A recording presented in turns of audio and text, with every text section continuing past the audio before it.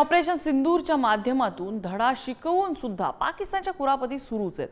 गुरुवारी रात्री पाकिस्तानने तब्बल 300 ते 400 ड्रोन्सद्वारे भारतातल्या काही ठिकाणांना लक्ष्य करायचा प्रयत्न केला। मात्र भारताच्या एअर डिफेन्स सिस्टीमने पाकिस्तानचे सर्वच्या सर्व ड्रोन हवेतच नेस्तनाबूत केलेले आहेत। बघूया त्याच संदर्भातला हा special report.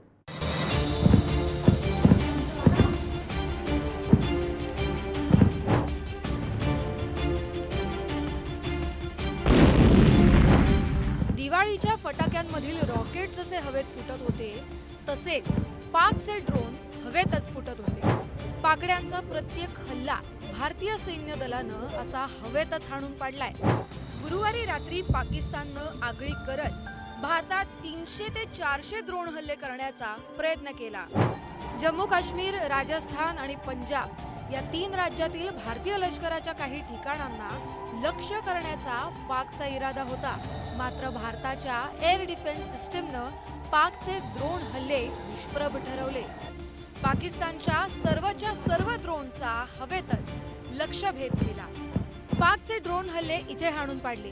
Akhnoor, Rajouri, Samba, Gurdaspur, Udhampur, Jammu university, Jammu airport, Pathankot, Jalandhar, Pokhran, Jaisalmer, Phalodi. कल रात को बहुत ही बड़े ड्रोन आए थे पाकिस्तान से, लेकिन हमारे यहाँ इंडिया के एयर डिफेंस सिस्टम ने किसी भी ड्रोन को यहाँ नीचे नहीं आने दिया, ऊपर ही सबको हवा में डिफ्यूज कर दिया। बहुत ही अच्छा लगा ये एयर डिफेंस देख के। इंडिया की ताकत पाकिस्तान से कई गुना ज़्यादा है। रात को कोई ऐसी कैजुअलिटी नहीं हुई है। ये है कि भी एयरफोर्स के पास से मतलब थोड़ी ब्लास्ट की या गोलियों चलने की आवाज़ आई है। कोई ऐसी कोई बात नहीं है। ममून साइड से भी थोड़ी सी ऐसी आवाज़ें आई है। बाकी आसपास से ऐसी अभी तक कोई खबर नहीं है कि कोई कैजुअलिटी हुई हो। रात को फायरिंग हो रही थी और वो सबने सुनी, बहुत ज़्यादा हो रही थी।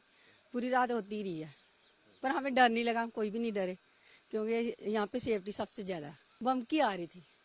हाँ जी, कभी इधर से आती थी, कभी उधर से, चारों तरफ से आ रही थी। भारतानं लाहोरमधील एअर डिफेन्स सिस्टीम उद्ध्वस्त केल्यानंतर पाकचा चांगलाच जळफळाट झाला।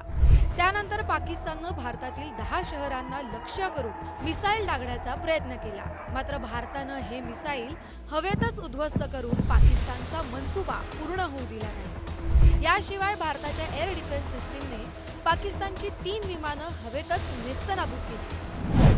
चीनी बनावटीचं JF-17 विमान, अमेरिकेनं दिलेलं F-16 विमान, AWAC अवॅक विमान पाडलं। राजस्थानमध्ये 3 ठिकाणी क्षेपणास्त्र डागण्याचा प्रयत्न। बिकानेर इथल्या नाल, बाडमेर इथल्या उत्तरलाई आणि फालोदी एअरबेसला टार्गेट करण्याचा प्रयत्न। जम्मू काश्मीरमधील 8 ठिकाणांना लक्ष्य करत मिसाईल डागण्याचा प्रयत्न। भारताच्या एअर डिफेन्स सिस्टीमनं हे मिसाईल वेळीच शोधून हवेतच उद्ध्वस्त केलं।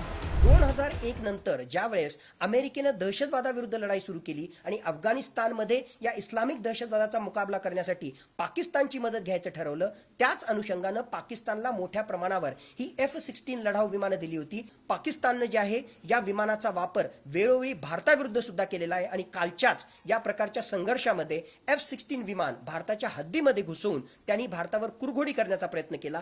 F-16 विमानाला सुद्धा आपण खाली पाडलं। आता याचे प्रूफ आपण अमेरिकेला दिलं पाहिजे। अमेरिकेला जे आहे या प्रूफच्या माध्यमातून मागणी केली पाहिजे की पाकिस्तान हा इररिस्पॉन्सिबल नेशन आहे। पाकिस्तान हा दहशतवादाच्या विरुद्ध नाही तर दहशतवादाला सपोर्ट करणारा नेशन आहे। पाकिस्तानच्या हल्ल्यांना भारतानंही चोख प्रत्युत्तर दिलं। भारतीय नौदलानं समुद्रामार्गे पाकिस्तानवर डागलेल्या क्षेपणास्त्रांमुळे कराची बंदराचं मोठं नुकसान झालं।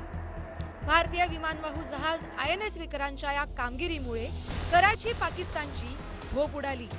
1971 नंतर प्रथमच भारतीय नौदलानं पाकिस्तानवर हल्ला केलाय।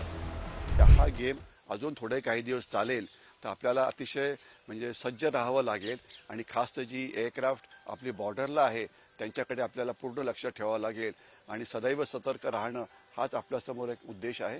हा आपला उद्देश असायला पाहिजे आणि नंतर गरज पडली तर अर्थात आपण पाकिस्तानवरती पुन्हा एकदा प्रतिहल्ला करण्याकरता तयार राहायला पाहिजे। खरं तर भारत कायम संयम, शांततेची भूमिका घेत आलाय। पहलगाम दहशतवादी हल्ल्यानंतरही भारतानं फक्त पाकमधील दहशतवादी अड्ड्यांना लक्ष्य केलं. या हल्ल्यामुळे बिथरलेल्या पाकड्यांनी सलग 2 दिवस ड्रोन हल्ले करण्याचा प्रयत्न केला. मात्र आपल्या सैन्य दलानं पाकिस्तानचे मनसुबे धुळीस मिळवलेत. त्यामुळे आपणही जशास तसं प्रत्युत्तर देत ये नया भारत असल्याचं दाखवून दिलंय. ब्युरो रिपोर्ट, पुढारी न्यूज.